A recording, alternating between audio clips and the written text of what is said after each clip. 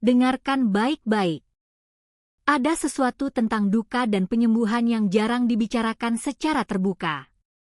Ketika seorang wanita bertambah tua atau kehilangan pasangan yang pernah berbagi hidup dengannya, mudah bagi orang lain untuk berasumsi bahwa bagian penting dari dunia emosionalnya juga telah hilang. Seolah-olah kemampuannya untuk mencintai, berharap, atau membangun hubungan baru telah memudar seiring waktu. Tetapi kehidupan nyata jarang sesederhana itu. Hati manusia tidak berhenti merasakan hanya karena tahun-tahun berlalu. Ia membawa kenangan, kehilangan, rasa syukur, harapan, dan terkadang kemungkinan tenang untuk memulai kembali. Hari ini, kita akan membahas topik yang pantas mendapatkan lebih banyak perhatian daripada yang sering diterimanya. Bagaimana rasanya bagi seseorang yang telah mengalami kehilangan yang mendalam untuk perlahan-lahan kembali terbuka terhadap hubungan? Sebelum kita membicarakan perjalanan itu, penting untuk memahami sesuatu. Pengalaman setiap orang berbeda. Tidak ada garis waktu untuk berduka. Tidak ada rangkaian emosi universal. Dan tidak ada satu jalan menuju penyembuhan. Banyak orang yang kehilangan pasangan hidup jangka panjang terus membawa kenangan, rutinitas, dan pertanyaan yang belum terjawab selama bertahun-tahun. Secara lahiriah, mereka mungkin tampak kuat dan tenang. Secara batiniah, mereka mungkin masih belajar bagaimana hidup dengan kursi kosong di meja makan, rumah yang lebih sunyi, atau masa depan yang tidak pernah mereka duga. Masyarakat terkadang mengirimkan pesan yang bertentangan. Teruslah melangkah. Tetaplah kuat. Jangan menoleh ke belakang.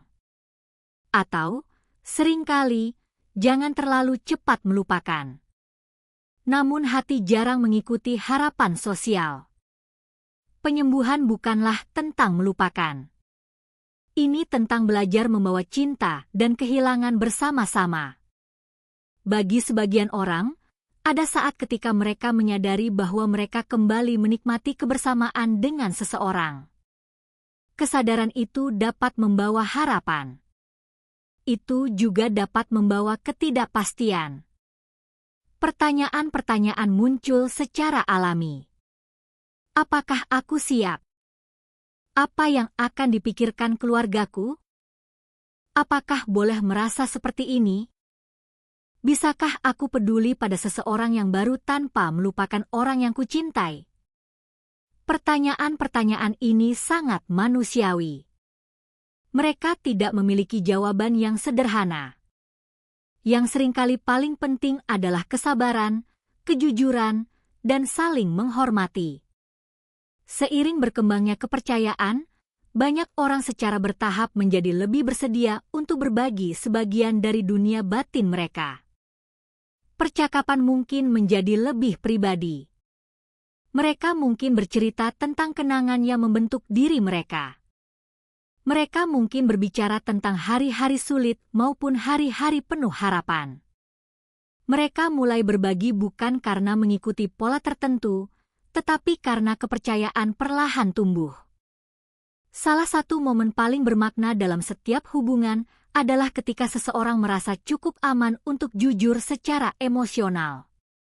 Kejujuran itu mungkin terdengar seperti, beberapa hari lebih sulit daripada hari-hari lainnya. Aku masih merindukan saat-saat tertentu. Aku sedang belajar mengenali diriku yang sekarang. Itu bukan sekadar percakapan biasa. Itu adalah bentuk kepercayaan. Dan kepercayaan tumbuh secara perlahan. Bukan lewat pernyataan-pernyataan besar, melainkan lewat kebaikan. Konsistensi. Mendengarkan tanpa menghakimi. Serta hadir saat dibutuhkan. Pada akhirnya, setiap hubungan yang bermakna bermula dengan cara yang serupa. Bukan dengan pidato yang dramatis. Bukan dengan kata-kata yang sempurna, melainkan dengan kehadiran yang tulus. Rasa welas asih, kesabaran, dan kesediaan yang tulus untuk memahami kisah hidup orang lain. Sebab di balik setiap pengalaman hidup, setiap kehilangan, dan setiap awal yang baru, kebanyakan orang mencari hal yang sama. Diakui keberadaannya, dipahami, dan mengetahui bahwa mereka tidak perlu menghadapi hidup seorang diri.